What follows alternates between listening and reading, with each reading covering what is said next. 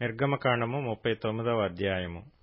ప్రత్యక్షపు గుడారపు మందిరము యొక్క పని యావత్తును సంపూర్తి చేయబడెను. యెహోవా మోషేకు ఆజ్ఞాపించిన ప్రకారముగానే ఇశ్రాయేలీలు చేసిరి. అప్పుడు వారు మందిరమును, గుడారమును, దాని ఉపకరణములన్నిటినీ, దాని కొలుకులను, పలకలను, కమ్ములను, స్తంభములను, దిమ్మలను, ఎరుపు రంగు వేసిన పొట్టేళ్ల తోళ్ల పైకప్పును, సముద్రవత్సల తోళ్ల పైకప్పును, కప్పు తెరను, సాక్ష్యపు మందసమును, దాని మోత కర్రలను, కరుణాపీఠమును, బల్లను, దాని ఉపకరణములన్నిటినీ, సముఖపు రొట్టెలను, పవిత్రమైన దీప వృక్షమును, సవరించు దాని ప్రదీపములను, అనగా దాని ప్రదీపముల వరసను, దాని ఉపకరణములన్నిటినీ, దీపము కొరకు తైలమును, బంగారు వేదికను, అభిషేక తైలమును, పరిమళ ధూప ద్రవ్యములను, శాలా ద్వారమునకు తెరను, ఇత్తడి బలిపీఠమును, దాని కుండు, ఇత్తడి జల్లెడను, దాని మోత కర్రలను, దాని ఉపకరణములన్నిటినీ, గంగాళమును, దాని పీటను, ఆవరణపు తెరలు, దాని స్తంభములను, దాని దిమ్మలను, ఆవరణ ద్వారమునకు తెరను, దాని త్రాళ్లను, దాని మేకులను, ప్రత్యక్షపు గుడారములో మందిర సేవ కొరకైన ఉపకరణములన్నిటినీ, పరిశుద్ధ స్థలములోని యాజక సేవార్థమైన వస్త్రములను, అనగా యాజకుడైన అహరోనుకు పరిశుద్ధ వస్త్రములను, అతని కుమారులకు వస్త్రములను మోషే యొద్దకు తీసుకొని వచ్చిరి. యెహోవా మోషేకు ఆజ్ఞాపించినట్లు ఇశ్రాయేలీలు ఆ పని అంతయు చేసిరి. మోషే ఆ పని అంతయు చూచినప్పుడు యెహోవా ఆజ్ఞాపించినట్లు వారు దానిని చేసియుండిరి. అలాగుననే చేసియుండిరి గనుక మోషే వారిని దీవించెను. నిర్గమకాండము 40వ అధ్యాయము. మరియు యెహోవా మోషేతో ఇట్లనెను, మొదటి నెలలో మొదటి దినమున నీవు ప్రత్యక్షపు గుడారము మందిరమును నిలువబెట్టవలెను. అచట నీవు సాక్ష్యపు మందసమును నిలిపి ఆ మందసమును అడ్డతెరతో కప్పవలెను. నీవు బల్లను లోపలికి తెచ్చి దానిమీద క్రమముగా ఉంచవలసిన వాటిని ఉంచి, దీపవృక్షమును లోపలికి తెచ్చి దాని ప్రదీపములను వెలిగింపవలెను. సాక్ష్యపు మందసమునెదుట ధూమము వేయు బంగారు వేదికను ఉంచి మందిర ద్వారమునకు తెరను తగిలింపవలెను. ప్రత్యక్షపు గుడారపు మందిర ద్వారమునెదుట దహన బలిపీఠమును ఉంచవలెను. ప్రత్యక్షపు గుడారమునకును బలిపీఠమునకును మధ్యను గంగాళమును ఉంచి దానిలో నీళ్లు నింపవలెను. తెరల చుట్టూ ఆవరణమును నిలవబెట్టి ఆవరణ ద్వారము యొక్క తెరను తొలగింపవలెను. మరియు నీవు అభిషేక తైలమును తీసుకొని మందిరమునకును దానిలోని సమస్తమునకును అభిషేకము చేసి దానిని దాని ఉపకరణములన్నిటినీ ప్రతిష్ఠింపవలెను. అప్పుడు అది పరిశుద్ధమగును. దహన బలిపీఠమునకు అభిషేకము చేసి ఆ పీఠమును ప్రతిష్ఠింపవలెను. అప్పుడు ఆ పీఠము అతి పరిశుద్ధమగును. ఆ గంగాళమునకు దాని పీటకు అభిషేకము చేసి దాని ప్రతిష్ఠింపవలెను. మరియు నీవు అహరోనును అతని కుమారులను ప్రత్యక్షపు గుడారము యొక్క ద్వారమునొద్దకు తోడుకొని వచ్చి వారిని నీళ్లతో స్నానము చేయించి, అహరోను నాకు యాజకుడగునట్లు అతనికి ప్రతిష్ఠిత వస్త్రములను ధరింపచేసి అతనికి అభిషేకము చేసి అతని ప్రతిష్ఠింపవలెను.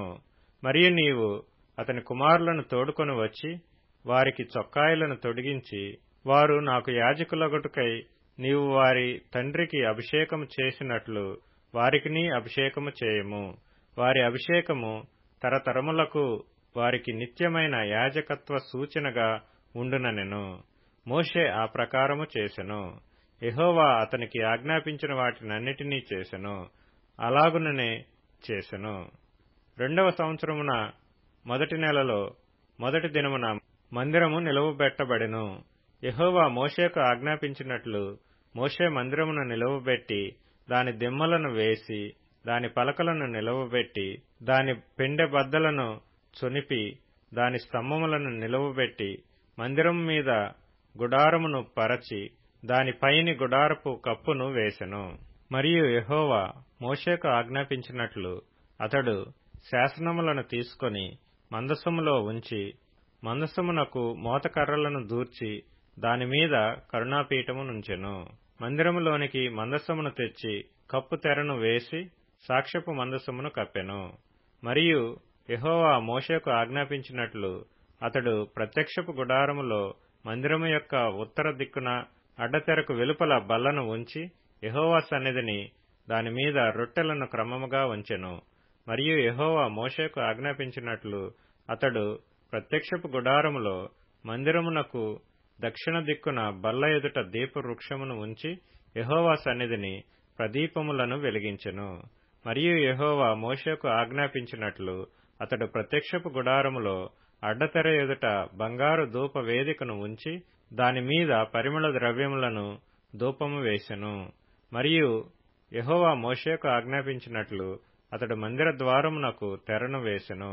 అతడు ప్రత్యక్షపు గుడారపు మందిరపు ద్వారమునొద్ద దహన బలిపీఠమును ఉంచి దానిమీద దహన బలి నర్పించి నైవేద్యమును సమర్పించెను. మరియు యెహోవా మోషేకు ఆజ్ఞాపించినట్లు అతడు ప్రత్యక్షపు గుడారమునకును బలిపీఠమునకును మధ్య గంగాళమును ఉంచి ప్రక్షాళన కొరకు దానిలో నీళ్లు పోసెను. దాని యొద్ద మోషేయు అహరోనును అతని కుమారులను తమ చేతులను కాళ్లను కడుగుకొనిరి. వారు ప్రత్యక్షపు గుడారములోనికి వెళ్ళునప్పుడును బలిపీఠమునకు సమీపించునప్పుడును కడుగుకొనిరి. మరియు అతడు మందిరమునకును బలిపీఠమునకును చుట్టూ ఆవరణమును ఏర్పరచి ఆవరణ ద్వారపు తెరను వేసెను. అలాగున మోషే పని సంపూర్తి చేసెను. అప్పుడు మేఘము ప్రత్యక్షపు గుడారమును కమ్మగా యెహోవా తేజస్సు మందిరమును నింపెను. ఆ మేఘము మందిరము మీద నిలుచుట చేత మందిరము యెహోవా తేజస్సుతో నిండెను. గనుక మోషే ప్రత్యక్షపు గుడారములోనికి వెళ్లలేకుండెను. మేఘము మందిరము మీద నుండి పైకి వెళ్ళినప్పుడెల్లను ఇశ్రాయేలీయులు ప్రయాణమైపోయిరి. ఇదే వారి ప్రయాణ పద్ధతి. ఆ మేఘము పైకి వెళ్లని ఎడల అది వెళ్ళు దినము వరకు వారు ప్రయాణము చేయకుండిరి. ఇశ్రాయేలీయులందరి కన్నుల ఎదుట పగటివేళ యెహోవా మేఘము మందిరం మీద ఉండెను, రాత్రివేళ అగ్ని దాని మీద ఉండెను. వారి సమస్త ప్రయాణములలో ఈలాగుననే జరిగెను. కీర్తనల గ్రంథం 23వ కీర్తన. యెహోవా నా కాపరి, నాకు లేమి కలుగదు.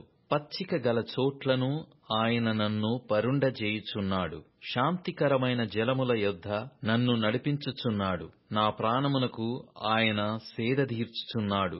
తన నామమును బట్టి నీతి మార్గములలో నన్ను నడిపించుచున్నాడు. గాఢాంధకారపు లోయలో నేను సంచరించినను ఏ అపాయమునకు భయపడను. నీవు నాకు తోడయ్యుందువు. నీ దుడ్డుకర్రయు నీ దండమును నన్ను ఆదరించును. నా శత్రువుల ఎదుట నీవు నాకు భోజనము సిద్ధపరచుదువు. నూనెతో నా తల అంటియున్నావు. నా గిన్నె నిండి పొర్లుచున్నది. నేను బ్రతుకు దినములన్నీయు కృపాక్షేమములే నా వెంట వచ్చును. చిరకాలము యెహోవా మందిరములో నేను నివాసము చేసెదను. సామెతల గ్రంథం 5వ అధ్యాయం. నరుని మార్గములను యెహోవా ఎరుగును, వాని నడతలన్నిటినీ ఆయన గుర్తించును. దుష్టుని దోషములు వానిని చిక్కులబెట్టును. వాడు తన పాప పాశముల వలన బంధింపబడును. శిక్ష లేకయే అట్టివాడు నాశనమగును. అతిమూర్ఖుడై వాడు త్రోవ తప్పిపోవును. మత్తయి సువార్త 28వ అధ్యాయము. విశ్రాంతి దినము గడిచిపోయిన తరువాత ఆదివారమున తెల్లవారుచుండగా మగ్దలేని మరియయు వేరొక మరియయు సమాధిని చూడవచ్చిరి. ఇదిగో, ప్రభువు దూత పరలోకము నుండి దిగివచ్చి రాయి పొర్లించి దానిమీద కూర్చుండెను. అప్పుడు మహాభూకంపము కలిగెను. ఆ దూత స్వరూపము మెరుపువలె నుండెను.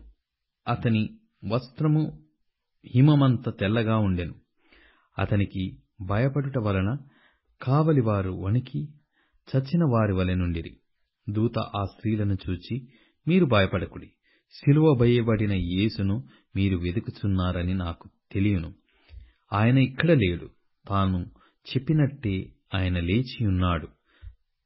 రండి, ప్రభువు పండుకొనిన స్థలము చూచి త్వరగా వెళ్లి ఆయన మృతులలో నుండి లేచియున్నాడని ఆయన శిష్యులకు తెలియచేయుడని, ఇదిగో, ఆయన గలిలయలోనికి మీకు ముందుగా వెళ్ళుచున్నాడు.